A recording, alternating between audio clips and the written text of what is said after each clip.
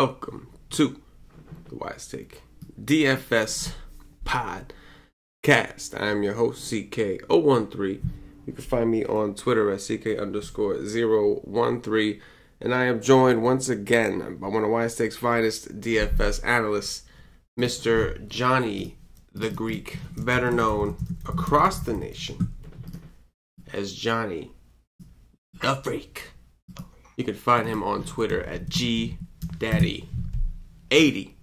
How you doing, Johnny? I'm good, CK. I'm doing well, man. You know, I called out that chalky catcher home run today. Which I knew. I mean, it's always weird whenever you see a weird mispriced $2,000 catcher always hits a home run. So I had to call that one today. But my lineup's not doing so good today, man. Made a bad decision and took out Acuna. And I was all over him earlier today. Made a bad decision, so not looking like a good night for me, my friend. And Kennedy was terrible again, so not such a good cash lineup today. Yeah, no, I hear you, man. Kennedy was god awful. He was so unlucky just in the beginning of the game. I mean, there were a couple hits that were just like, I mean, really should have been hits, like just perfectly placed. And so I do think he'll get some of that positive regression coming for his BABIP at some point, but in the meantime, like, I'm really not seeing anything great from him. Like, this stuff isn't overwhelming or anything good. So it's going to be a guy that we have to play in the right matchup. And maybe tonight wasn't the right matchup. Sure. I'll acknowledge that.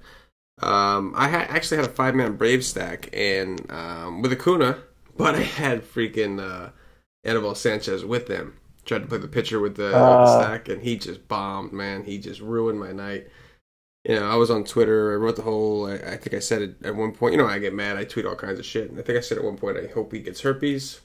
And I've been trying not to say anything too mean. Like, I don't want to wish death on nobody, even if it's an accident. Like, I don't want to do it. But like, sometimes I get so mad that I'm like. So I just said, like, I hope he stubs his toe. Like, you know, like, I'm saying things that are like, I want something to happen to him, but nothing too bad because it is just a game. But I want something to inflict at least a little bit of pain or something. So that's what I think with.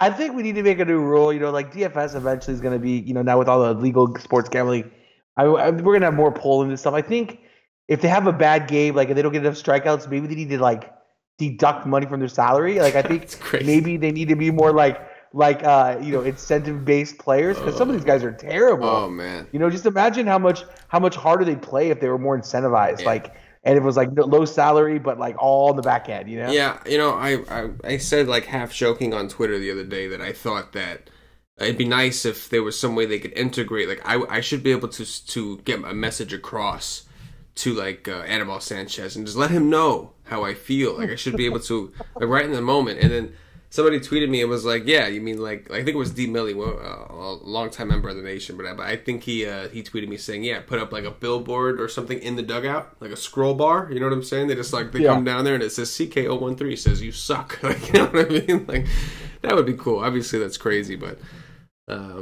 we love it as DFS. Well, you players. You could do it on Twitter, but then there's those block you, and then like they don't see it until after the game anyway. Like it's not like they're on their phone. You know what I mean? Like when Anibal gave up that the home run, and then he made an error and gave him another couple runs. Like I wanted him to like go to the dugout, and that'd be the first thing he saw. Is at CK0_013 says you suck. Like, you know what I mean? I hope you get herpes, and see if that wakes him up. You know what I mean? Like see if that helps. Obviously, I'm kidding, but it would be cool. I mean, it'd be really cool feature for the gamblers and fantasy players and all that good shit. Or you just press a button, like if you have enough ownership of him, you just press a button, get him out of the game, get him out, and then push a button. Like yank him, just like that's it. The coach just knows, like, yo, pull him now, pull this man now. Yeah, that'd be fun. We could dream. Anyway, well, they got Stakes King. They got Stake King now for DFS, so you can like stake DFS players. Yeah. But maybe eventually, if you get big enough. DFS gets big enough, maybe they'll integrate all that. Yeah. It'd be kind of cool. Yeah, you stake a player, and like he gets a piece of the Gleyber Torres double dongs. He gets money in the contest that double donged, and like you know what I mean. It'd be kind of crazy. Yeah, well, it's kind of crazy. Anyway, we have ourselves a 10-game main slate. We're not going to talk about the 4-game early slate because it's only 4 games. You and I will be writing content tomorrow at wisetake.com for premium Wise Take members.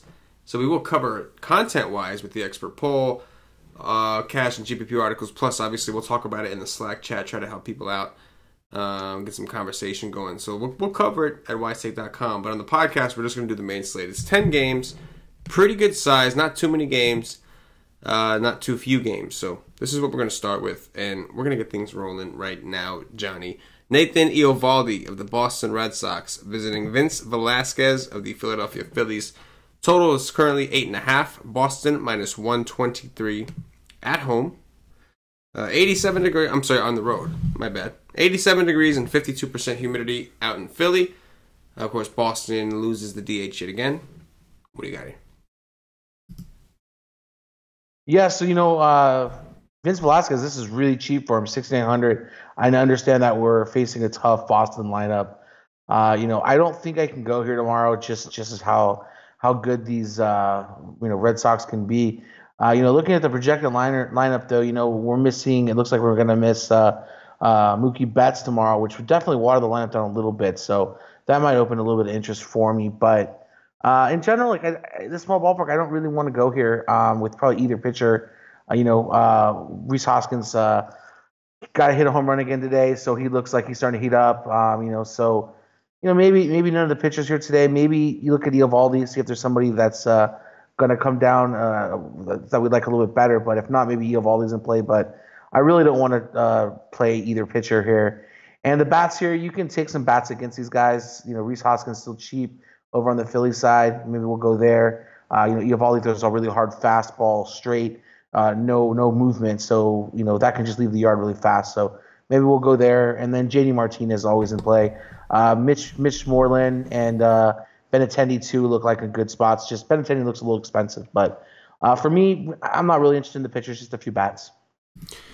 Yeah, I got to think Eovaldi's going to gain a lot of traction. He was pretty popular against Baltimore when he got his ass kicked, but then Rick Porcello tonight went out there and balled out against the Phillies. So I would expect people to assume that Eovaldi can do the same. I do expect his ownership to be relatively high.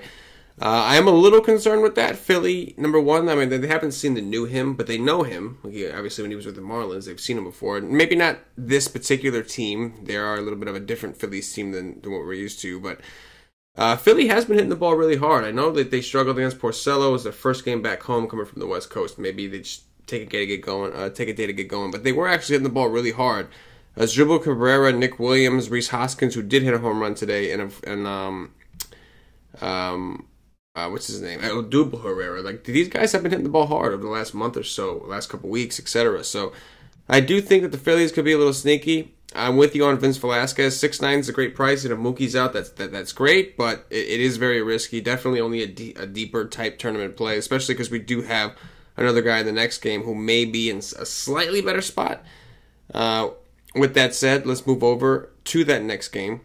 We've got Zach Wheeler of the New York Mets visiting Dylan Bundy of the Baltimore Orioles. I don't know if there is no line or total for this game just yet, but it is going to be 88 degrees with 48% humidity in Baltimore. What do you like here?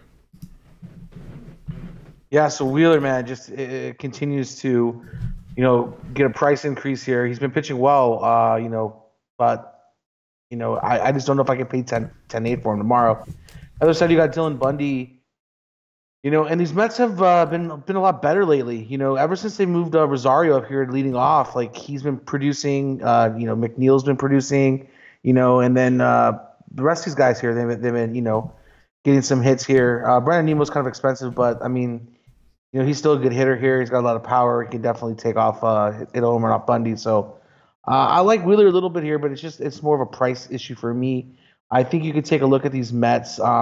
I still like Rosario at the top here. I like McNeil at the top. Conforto kind of getting expensive there, but he's still in play for me.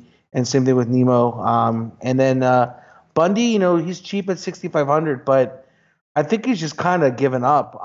He's at home, bad ballpark for him to pitch against lefties. I don't really want anything on him. I think you could take a couple of these bats here against Wheeler. Davis has been a lot better now. He's only 3,000 on DK, so I think you can take a look there. Probably my favorite play here on Baltimore if I was going to go anywhere. Not really interested in VR today. Beckham, he homered today, so did Jones, but not interested in either one of those guys. I'm gonna pass on those guys. So it's really Chris Davis for value, and then I like Wheeler a little bit, and then the lefties mostly over here in New York. Yeah, Baltimore's been swinging a decent bat. I still think Wheeler is in a pretty good spot. Should be pretty popular. I didn't play him against Miami because I thought he was going to be popular, and I was like, I don't want to play chalky Wheeler, and he was not chalk at all, and he went out there and crushed. He's crushed pretty consistently. I will say that he's going to have to. He loses the pitcher. Not that the Baltimore Orioles are good, but there is going to be an extra hitter from what he's used to pitching in the NL, now having to pitch in the AL. So. We'll mention that. Not a good ballpark for pitching necessarily. Wheeler does feel a little too expensive. Feels almost like a little bit of a chase coming off the last 2 games he's had. If you miss those last 2, it does kind of feel like you're chasing here in a more obvious spot. But he is in play, worth consideration at least. I think Dylan Bundy's an option too, man. I think I would much rather play Dylan Bundy at 6'5" against the Mets than play like Vince Velasquez against the Red Sox. The Mets only really have 3 lefties these days. You got McNeil, Conforto, Namo. Obviously, we're worried about those guys. But Bundy's pretty good against righties. He's got a lot of strikeout upside. And he's only 6'5". I mean, he's had some tough spots. Like, the last game was against the Red Sox. He got beat up, which he always gets beat up by the Red Sox. And then before that, he went into Arlington, walked away with a decent game. I know it was tough in like 100-degree weather. And then played the Rays in Tampa, where they typically play well, put up a good score. So I don't like the ballpark. I do think you can, if you're not going to be looking at Bundy, I think you can look at Nemo, Conforto, McNeil, those guys. But I do think at 6'5", Bundy is definitely an interesting option against these New York Mizzles. Next up, Jacob Faria of the Tampa Bay Rays visiting Luis Cessa of the New York Yankees. No total or spread for this game either. Vegas is slacking. They are slacking on their mackin'. 89 degrees, 47% humidity in Yankee Stadium. What do you think? Oh, you're muted, bro. You pulled me again.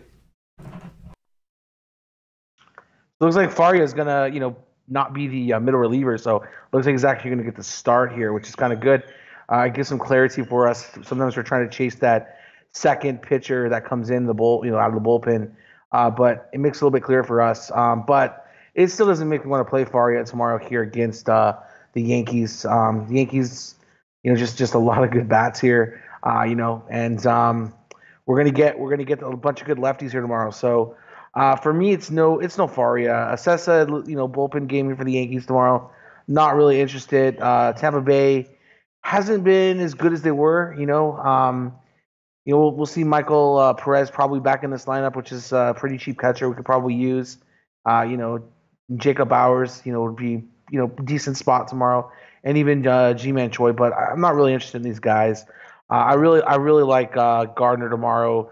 Stan's always in play. Hicks, Gregorius, Andujar, Bird, all these guys are in play tomorrow. Even Neil Walker here, he's always at the bottom of the lineup, but he's a good play at first or second base if you need a punt.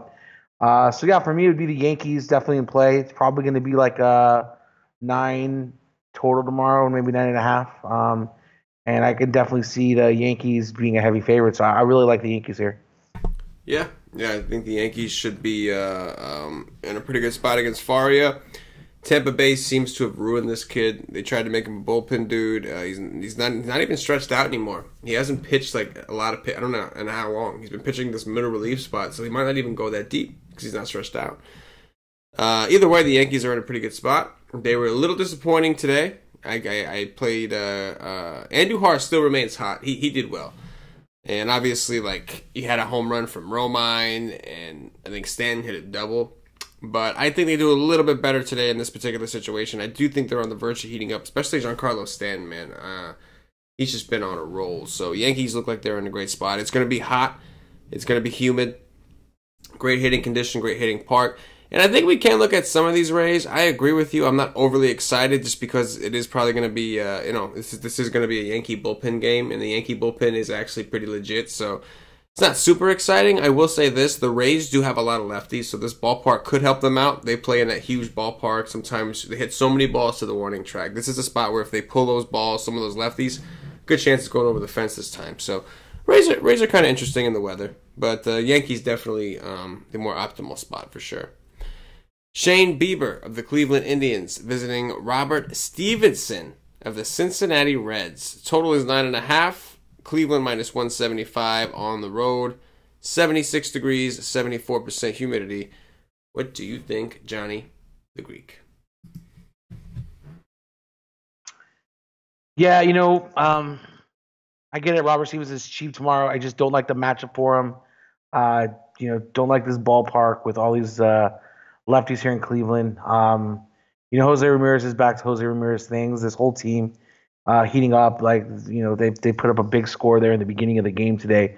Real quick, they put up a bunch of runs. So definitely a team that we can look at attacking against Stevenson tomorrow. They have a high total here. They're probably going to be popular, but for good reason. They're getting the left side. They're going to bat from the left side here tomorrow, the other switch hitters. So this is definitely a better situation for them. As always, I always like them against right-hander. I get it that we're not in Cleveland. They're much better in Cleveland, but this is a comparable ballpark, close to home. So I think they're fine here. I like them here. And, you could take a flyer on Shane Bieber, like my favorite play tomorrow. It's not something I'd probably throw in cash, but definitely has some upside here. We don't know what kind of lineup the Reds are going to throw out there, but Reds have been known to throw some watered down lineups out there lately, trying to get some of their younger guys in. So let's take a look at that lineup tomorrow and see who's out there. Maybe Bieber's in play.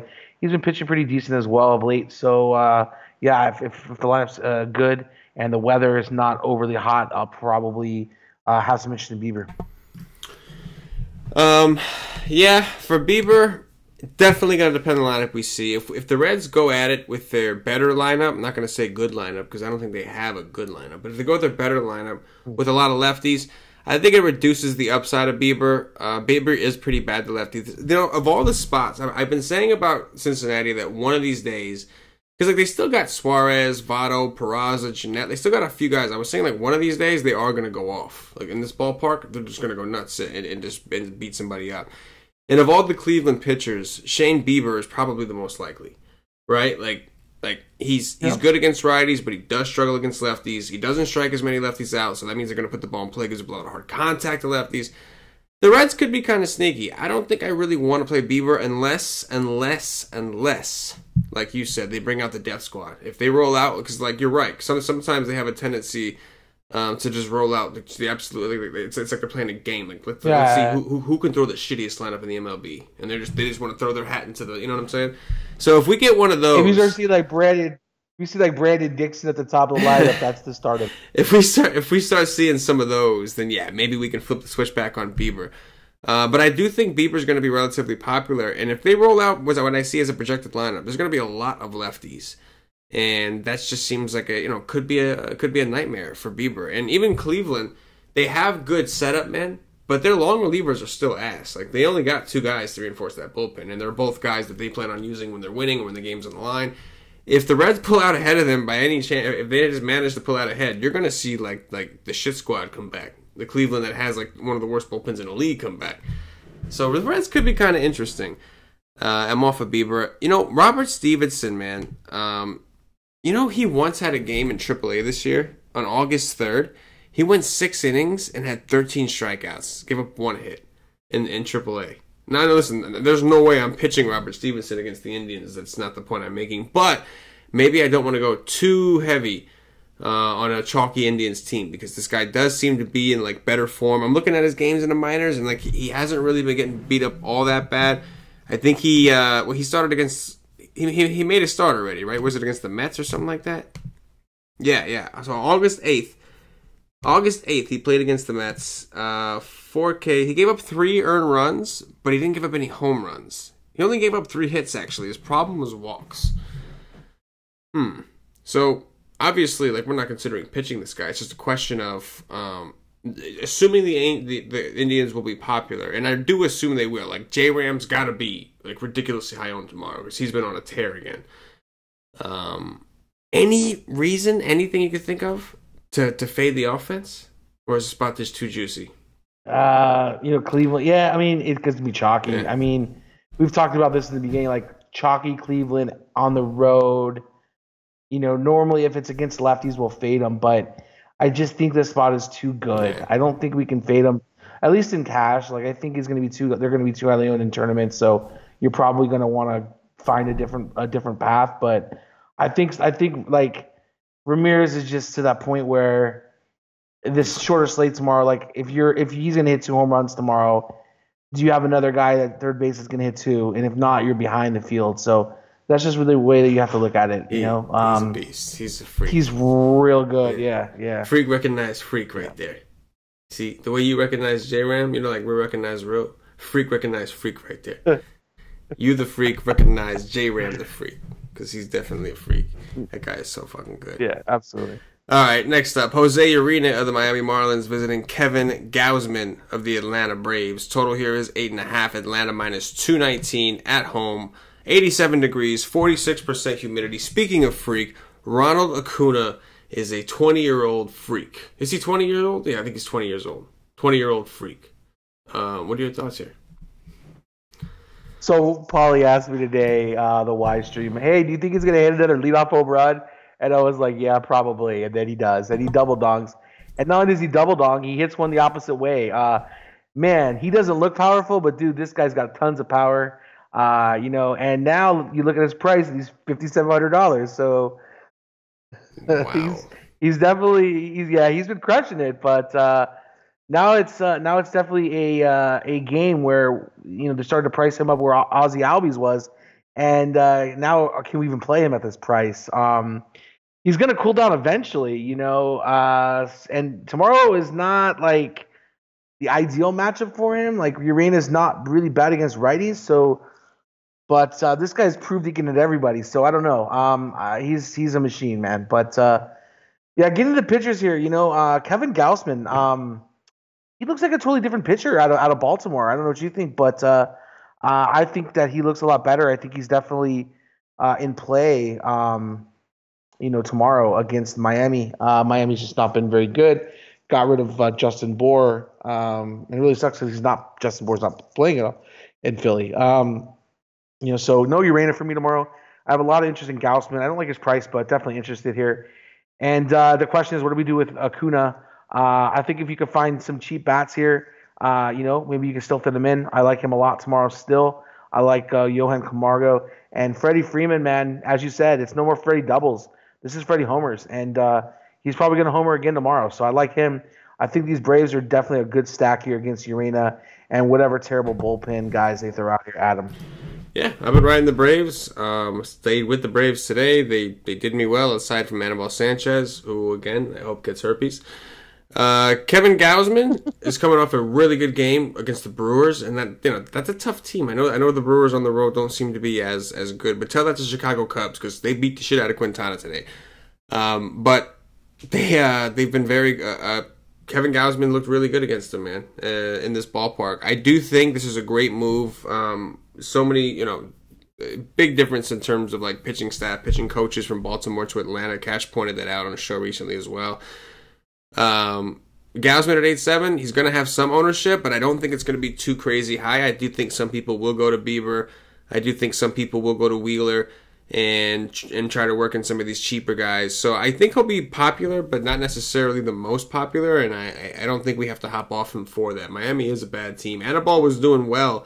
He did give up a 2-run shot to Remuto, and then he actually made an error himself, which allowed a couple base runners, and from there just kind of went downhill. But he did have like 6K, so the upside is there for Gausman, who I think we all would expect to be a better pitcher. So yeah, I like the Brave side of this game. I'm okay with the bats. I don't like the fact that all their prices are crazy high now. Like Nick Markakis is 5.2. I mean, that's kind of wild. That's crazy. So it's like it's tough to want to go back, but they are hot right now. They're very, very hot. Next up, Johnny, Tyler Anderson, the lefty from the Colorado Rockies, visiting Garrett Cole of the Houston Astros. 7.5 is the total. Houston minus 196 at home. It's supposed to be 91 degrees, 56% humidity, but they'll probably close the roof. There's also 10-mile-per-hour winds blowing out if they open the roof, but probably close the roof because every time it's hot, they do that. What do you get? Yeah, so the Astros losing, 5 in a row coming into today's game, and then loses again. For me, I think we can keep throwing these lefties at these Astros. I think Anderson, he's not my favorite pitcher, but I think he's in play tomorrow here. I really don't like this lineup. Without Altuve there, he's like one of the table setters here. Him and Springer, even when Springer's cold, like they just bring so much to the lineup. Garrett Cole 12-2 tomorrow. It's going to be kind of a chalky spot, I think, just like Verlander was today. Verlander was fine, but I think you need more on these kind of slates than 30. From your pitcher. I think you need like 30 at least with a win. So Verlander was a little bit short there today. I'm probably not going to go to Cole today. Rocky's heating up here. I don't think Cole's as good as Verlander. If they can get to Verlander, I think they can get to Cole. So for me, definitely fading Cole tomorrow. And I might throw Tyler Anderson in a couple GPPs. Not a cash game lineup pitcher for me, but definitely interested in GPPs. And on the other side here, Charlie Blackmon, Nolan Arenado is really cheap for what he normally is, and he showed his opposite field power in Houston today. At 4,400, I think is a good spot tomorrow. So definitely take a look at him. Yeah, something going on with the Houston pitchers, man. Like they're doing well, but they haven't been as dominant. Verlander, if he didn't give up the 2-run home run, he would have broken in the 30s. He had like 12 Ks in 6 innings. And then he gave up that 2-run shot to Arenado, and then the bullpen actually gave up the rest. But Cole, he's in play. I do think he'll be fairly popular also. Like I don't think it's a situation where he's going to go completely unowned. I think people will try to go up to Cole because maybe they don't. Because like some of the other guys that are popular aren't exactly trusted names. Like not everybody's going to, like certain people aren't going to want to trust Zach Wheeler at 10-8. Certain people aren't going to want to trust, Kevin Gausman at 8-7. So like there will be enough people going to Cole. Definitely tough because Verlander, like, we thought he was broken after that first start. Like, something looked wrong. We checked his stats. There was nothing crazy. His velocity seemed okay. Like, nothing wild going on. And then he comes down today and he pitches like nothing happened. So, I don't know. Maybe he was pitching with a little extra because he got kicked out of the game or because he was embarrassed. I don't know. But that start before against Seattle was just awful. And Cole, the problem with Cole, he's 12-2 and he just hasn't been as dominant. He's just not showing us that massive, massive upside on a regular basis. And obviously, like you said, the Rockies can hit Verlander. You would think maybe they get it Cole too. Anyway, Tyler Anderson is the guy that I think I do have more interest in. 8.4 is kind of a high price. I don't like paying in the 8s for this guy, but I do think he's actually a decent pitcher. He played well against the Rockies against the Astros in Coors earlier this season. So I do think Tyler Anderson at 8.4 is kind of interesting, and I think his ownership won't be as high as the Kevin Gausmans and some of these other guys. And like you said, Houston is they're just not playing well. Like I was looking at their stats earlier, and they're cold. WRC plus is down, hard contact rates are down, everything. They're just not playing well right now, and they haven't been very good against lefties like in a power way. Like outside of like Bregman and Gaddis, they have not hit lefties well this year. Next up, Jeremy Hellickson of the Washington Nationals visiting Austin Gomber of the St. Louis Cardinals. Total here is 9. St. Louis minus 111 at home. 77 degrees, 85% humidity. Could have some light rain, it looks like. What do you think? Yeah, so no Hellickson for me tomorrow. Austin Gomber, 7,000 is a little expensive, but I definitely think he's in play here tomorrow against the Nationals. Nationals just haven't really been turning it on against lefties lately, especially decent lefties. Gomber's a decent pitcher, so I do have some interest in him as well. But I do like Rendon here a lot. I do like Zimmerman and even Juan Soto here against him tomorrow. So as much as I do have interest in him, I do have interest against him. And with the Cardinals here, I think they're in a great spot against Hellickson. I think Matt Carpenter is, even though he's really expensive, he definitely looks like a home run tomorrow. And I really like Marcelo Zuna is too cheap at 3,700. I like that. So I think you could take a look here. Some of these Cardinals bats are just a little too cheap, and I think they're in a decent spot to stack. Yeah, I think I like the idea of the Nationals just because their ownership is never really all that high, unless Trey Turner's in a nut steal spot, which doesn't seem to be that nut of a steal spot, lefty against Molina. But I like the Nats in general because they're playing like they're really, really trying to win. Like I haven't seen them play like this in a while, and they haven't been fully healthy in a while. They finally have everybody back that they need, really. We'll see. I don't know why I'm seeing Michael Taylor. Oh yeah, because it's a lefty. Okay. I do think Zimmerman, last time he faced a lefty, it was John Lester, and he double donged. We know Rendon can hit lefties. We know Soto and Harper. Well, more so Soto. Have hit lefties already. Dan Murphy hit a home run off Lester. I think this team is just kind of coming around and they're just playing together, and I do think that they are a nice contrarian stack here against Gomber.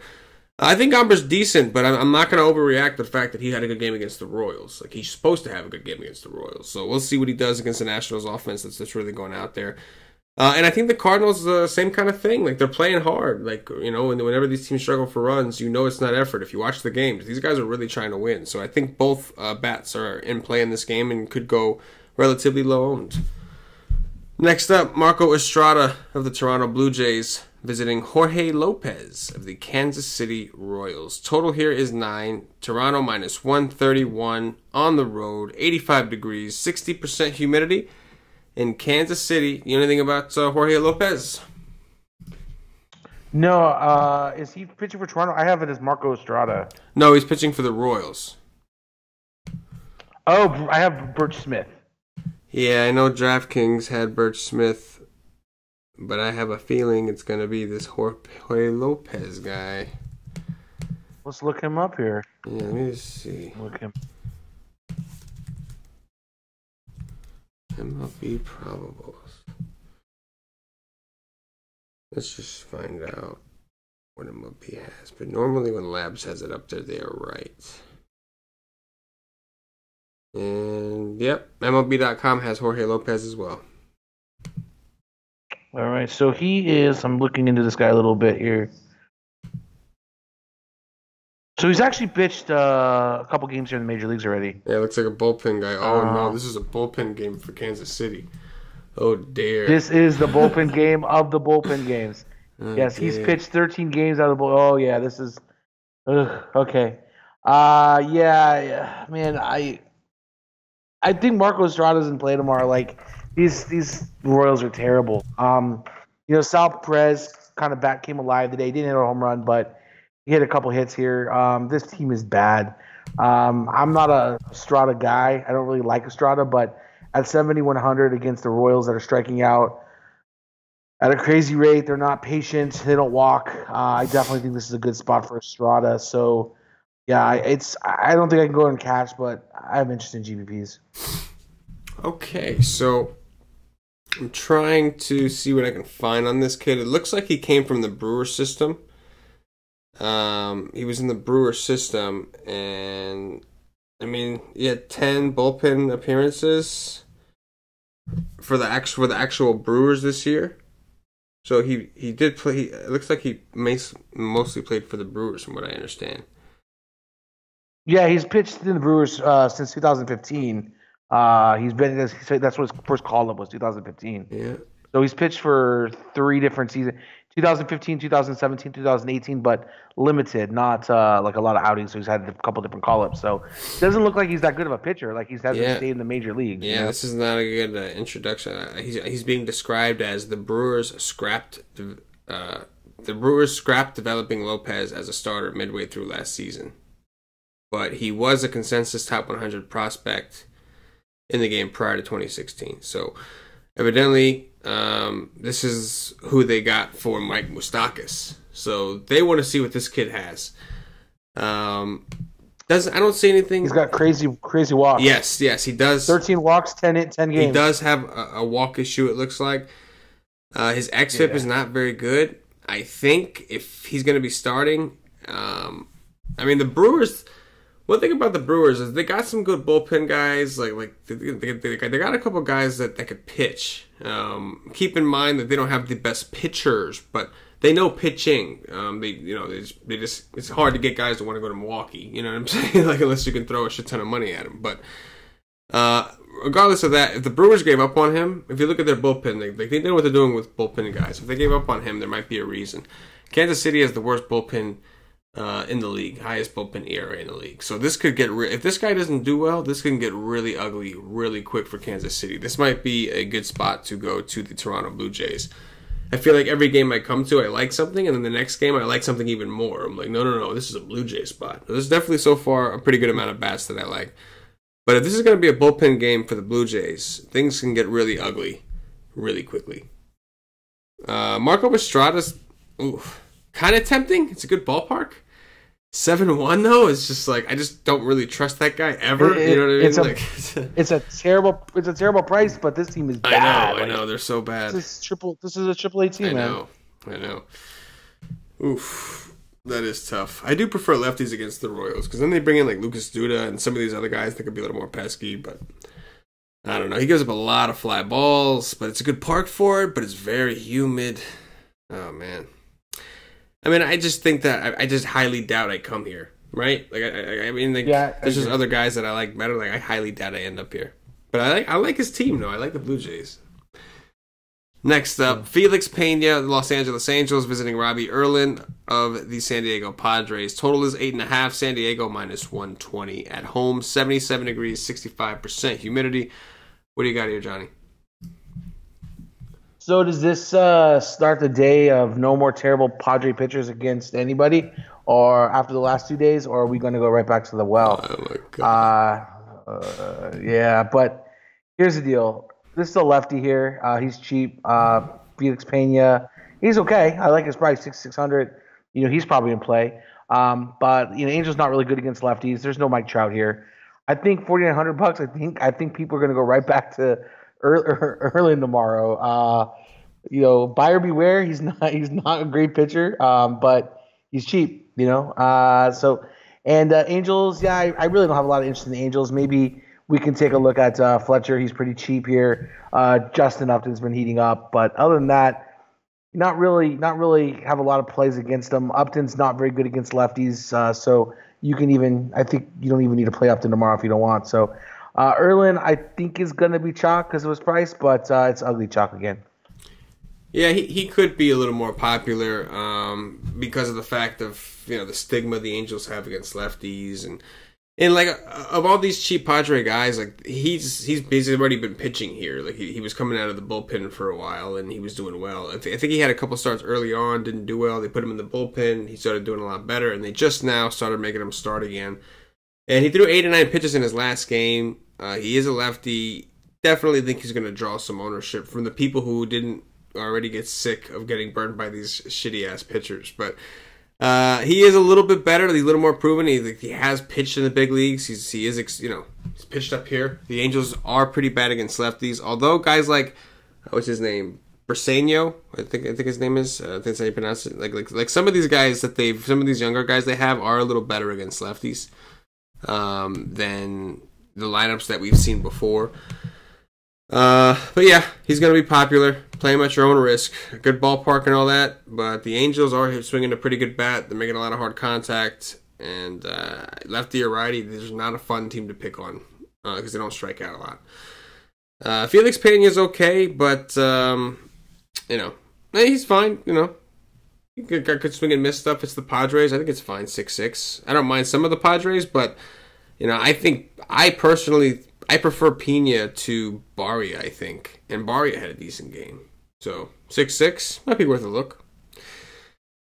Yeah, Pena doesn't give that crazy hard contact to right-handers like Barria does. So, I think Pena's a much better pitcher. Yeah. No, yeah. I know he's got a pretty nasty slide. I remember when he struck out like 12 Dodgers with it. That was a fucking night. Last game, Johnny. Derek Holland, the lefty from your San Francisco Giants, visiting Hyunjin Ryu, the lefty from the Los Angeles Dodgers. Total in this game, 8. The Dodgers minus 185 at home, 76 degrees, 58% humidity. What do you like in this game? Yeah, the Dodgers they're not good again. I mean, I just don't get it. They have so many good players here that are right-handed, and they just don't hit lefty pitching at all. And not only is it lefty pitching, but it's bad lefty pitching. Suarez is not good. He's had the regression monster hit. He's been terrible, and the Dodgers just put up one run against them and looks like they're going to lose this game here. After they tied the game in the eighth. Derek Holland's not anything to write home about, but he's been much better. And again, these Dodgers, man, like I don't know if I can play any of these guys against lefties. So I might have to finally just fade the Dodgers. And knowing my luck, this is the spot they're going to go off on. But I think if you want to look at it this way, the Dodgers just haven't been good against lefties. So just we'll throw that out there. But I don't think Holland's good, and I really am tempted by these bats here. And Dozier, Turner, and Machado here at the top, maybe Hernandez as well. These guys just murdered lefties. So I really like these guys tomorrow. I really want to play them, but they've been just so bad. On the other side here, man, like Ryu, like I don't know if I want to pitch him tomorrow. The Giants been playing a lot better, and Brandon Belt's back in the lineup, and I understand he's a left-hander, but he's good against everybody. He's pesky.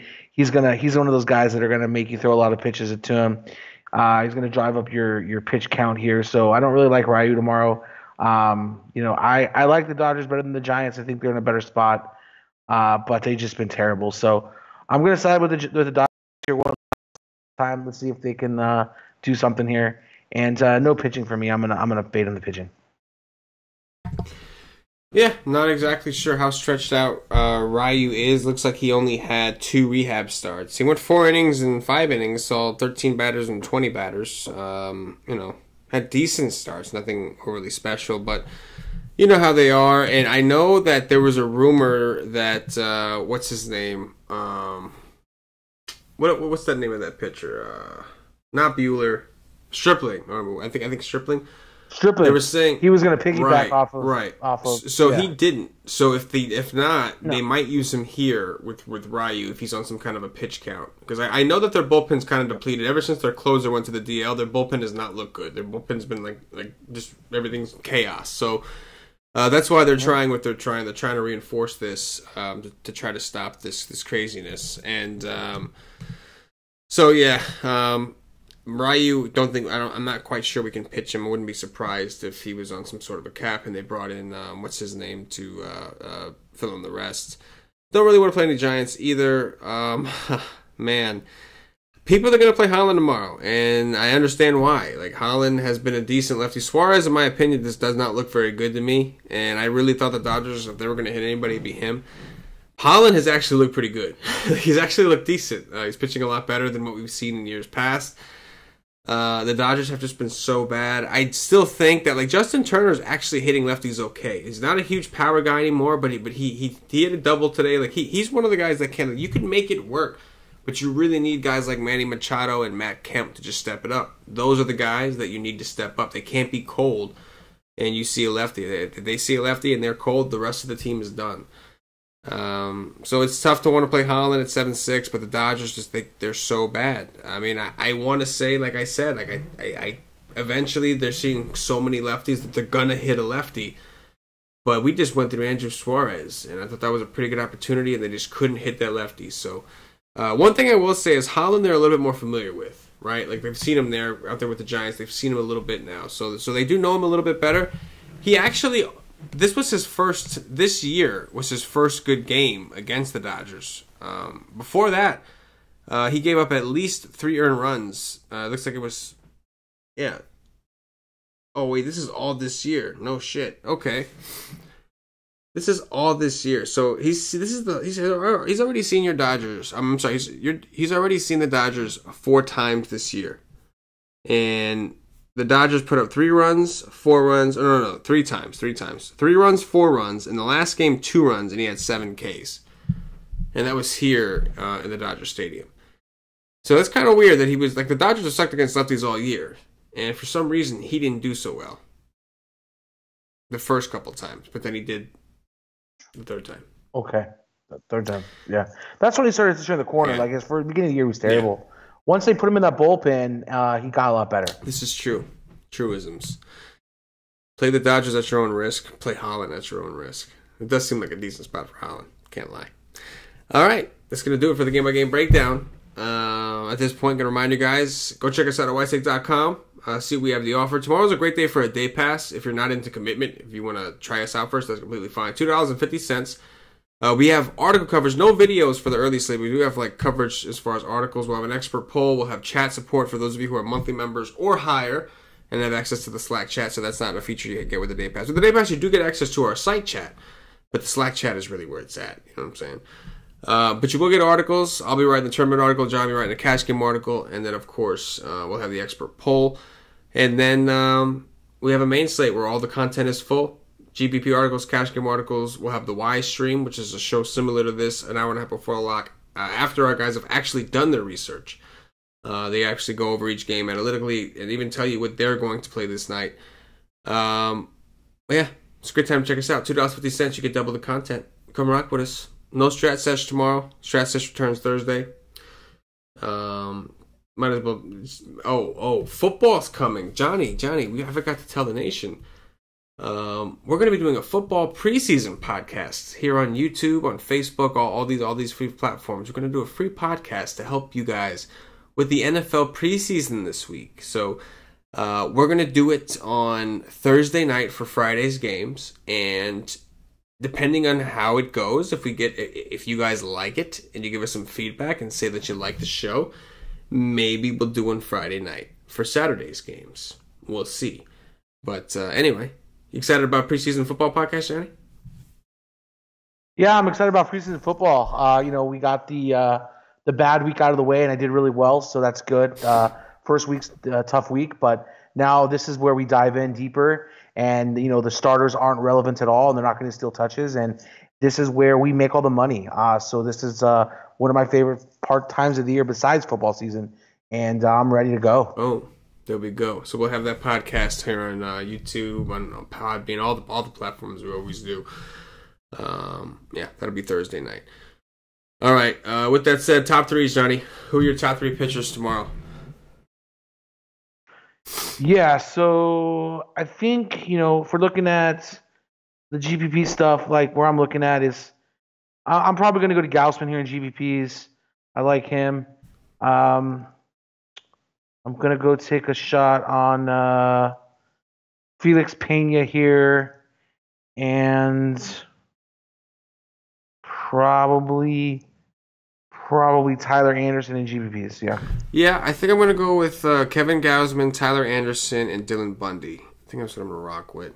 Top three stacks, Johnny. Yeah, top three. I think, let's see. Cleveland's the chalky stack, it looks like. I'm probably going to go there and cash faded in tournaments, and I like Toronto against Kansas City bullpen game. They look good, and I like the Cardinals against Hellickson tomorrow. Yeah, I like definitely like the Blue Jays. I think I like the Nationals, and then the New York Yankees. They kind of disappointed me today, but very curious to see what they can do tomorrow. Dong watch, Johnny. Who's going deep tomorrow? Dong watch tomorrow. Let's see.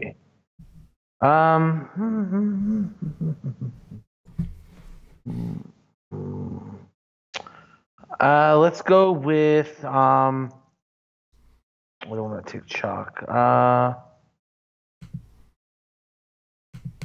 Let's go with.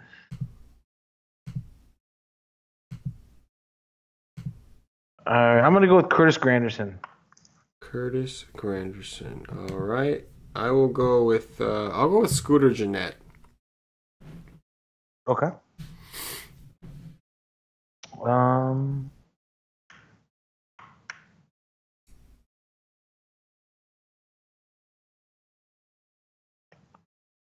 I am going to go with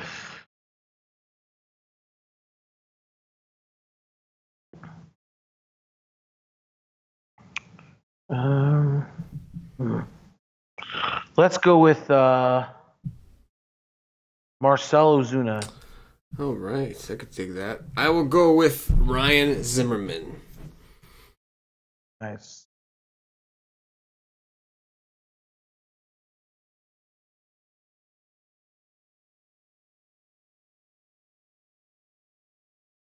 I'm gonna go with that same game, same team, but Anthony Rendon. I like the call. Nice leverage. I will go with Jacob Bowers for the Tampa Bay Rays. And that's going to do it. For the Slate DFS podcast, if you're watching on YouTube, please click that thumbs up, that like button, subscribe to the channel. If you're watching on Facebook, give us a like and a share. Support the Wise Take Nation. If you're watching on Twitch or Twitter, give us a follow, give us a retweet. And if you're listening to us on Podbean or iTunes, give us some 5-star reviews. Help bump us up those charts. All these things really help us out, allow us to continue to do these shows for you for free. So if you're a fan of the show, all we ask is you show us a little bit of love on whatever platform it is you're watching. For Johnny the Greek, for myself, the entire Wise Take Nation, as always, good luck. Yeah.